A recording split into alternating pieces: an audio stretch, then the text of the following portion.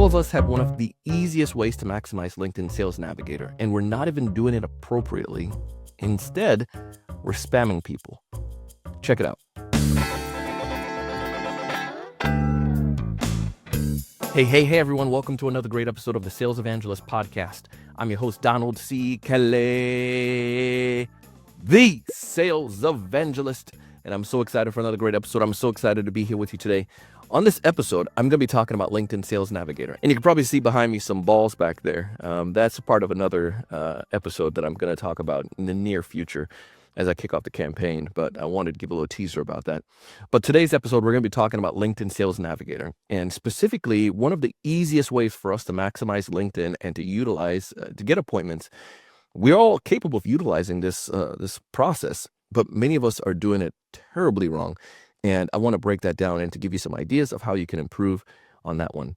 If this is your first time listening to our podcast or watching one of our videos, go ahead and subscribe, and I'll make sure to notify you every time we drop a new piece of content. So what are we talking about when it comes to this messaging idea? Well, what it's not is many of us get LinkedIn Sales Navigator, and then we use the messaging or InMail as a means to get our information out, to tell everyone about our company and about our solution.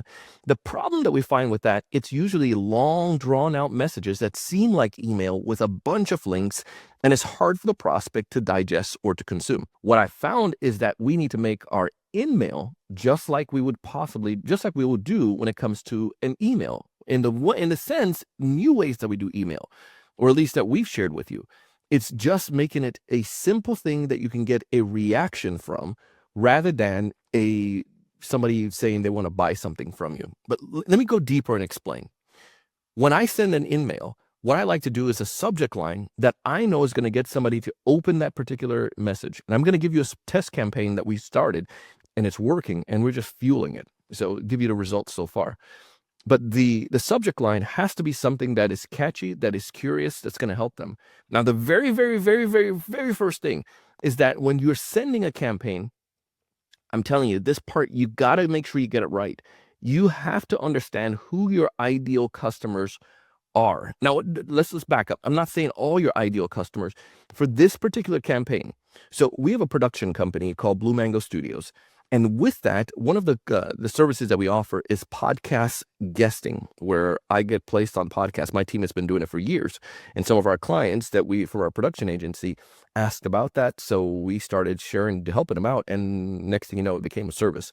But one of the things that we find is that people who want to get on podcasts, who want to go out and share a message, sometimes in a B2B company, are the executives who want to go and an easy way to do thought leadership and to be able to have content that they can repurpose on LinkedIn and to just grow their presence. Additionally, we find that founders of organization, they want to use this because sometimes it's a founder-led sales process. And some of those founders truly just don't want to go out and prospect all the time, but they can go and share their message or something about the solution that they have and be excited about it because they're the ones who maybe were the engineer that discovered the solution or maybe created the service or whatnot. So they're passionate for it. Or you find authors who are writing books or finish a book and want to do a campaign or tour. There are many different reasons for those people, but we found specifically that the founders are the ones that we want to reach out to on this campaign, and we can place them on the right podcast. So we knew our list, we knew what their motives were, and we understood some of the reasonings behind doing it. Now, we wanted to get a single response. Now, none of the messages or in this test campaign that we sent out, no one came back right away and wanted to book an appointment from the second message. What typically happened was that they asked for more information. This tells us something critical. When you are doing your campaigns, oftentimes we're going straight in and trying to book an appointment and tell them all about our services. Identify the pain and ask one simple question around it. So for our campaign, it was very simple. We put as a subject line, podcast guest, ? Well, this sparked curiosity. Were we asking about them coming on our podcast, or was it about something else about podcast guests? That's simply what it was. But again, this is InMail. So then the subject, after that, we went and put their first name. We didn't put hi and blah, blah, blah, whatever. Just put their first name and then said, it was a simple message. If I could get you spot on the top 10 podcasts within your niche, and sometimes we spell out the niche that they're a part of, that we know that they're selling into, would that be something worth having a 15-minute conversation about? Just something to that nature. Now, very simple one-line question, and then put my name, and InMail automatically put your name right there already. The response rate, we sent this out and went to 31 individuals that were a part of this target. Now, the other thing is that some of these people don't check their LinkedIn right away. So we know the response rate is going to continue to increase, just the nature of LinkedIn, after another week or so, because some of them may just go on once a week or a couple times a week. But we saw from that, we got 6 responses. There's a 7th, but it's an automated one, or a secretary dropped it in there, so we're not necessarily counting that. But 6 responses. And then from those, 3 of them expressed interest in asking further questions. 4 of them actually wanted to get further information to understand what we were doing. Of the 4, 2 were ready to go forward after the 3rd message. One of them wanted to book an appointment, and then the other one wanted us to send an email with some more information about the offering and so forth. And then the next step after that would be an appointment.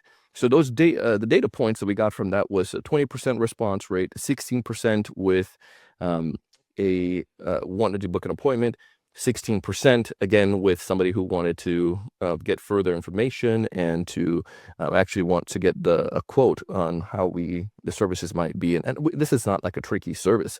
It's not like we need a whole bunch of other variables. So we provided that to him. And then we saw altogether that this was a 33% favorable response rate. Technically, it's a little bit more, but we want to keep it conservative. So about 33% favorable response rate, which again is remarkable. Now, all of this came, believe it or not, in only 2 days. And it came from about 1.5 hour worth of work altogether. Simply put. And when I talk about LinkedIn, most times, especially Sales Navigator, people get confused and get convoluted and think there's so many different things they can go out and do on the platform. And you can, but you just got to rein yourself in and focus on that one thing. So the first thing I'll tell you from this is, 1, build your list on the people who are most likely to have a trigger event right now, or people who, not all of your different ideal customers, but the ones that may have the trigger event, the one that would be more likely to find value in the offer and find a simple offer. Again, if you're going to say we want to overhaul your whole infrastructure, maybe a little bit more complicated at that point. But if you can find a simple offering that you have to at least get the door open and start the conversation, I find that it makes it a lot easier for that person to respond to. But because again, if you're going to overhaul the whole infrastructure, there's a lot more people that's going to get involved in that process. However, maybe there's a key individual that would be a part of that and that can start a conversation, maybe the IT director or maybe operations or whatnot. But the case is, find the ICP. Find one of your ideal customer profile and find one solution or offering that they would find beneficial, and then ask a simple question around that. Let me give you another example. Maybe you're selling CRM solution. What you can go back to is then maybe you're looking at the marketing director at this point, and maybe you put something to the nature of, you can ask a simple question in the subject line, like CRM change. And maybe I'm looking at ideal customers who are new to their role. So this person may be questioning the CRM that they have in-house already, and maybe asking a question around that. CRM change, question mark. You're agitating, so to speak, something that is on their mind and can give you a quicker response. And the idea of you asking a single question, make it easier for them to respond, whether it's a no or whether it is a yes or I want to learn more. Why I find that to be important. You got to understand, most people are using their mobile devices when they're responding, especially to like InMail. So give them the opportunity to make it simple. If you make it difficult for them to respond, there's a high chance that they're not going to respond. If you make it too long for them to read or to comprehend, you got to make it a simple yes or no in that questioning. So again, in ours was, open, would that be worth a 15-minute conversation? And sometimes it's not worth it for them. So they said no. And sometimes they were yes. So that's 33%. So fine, great. We're happy with that.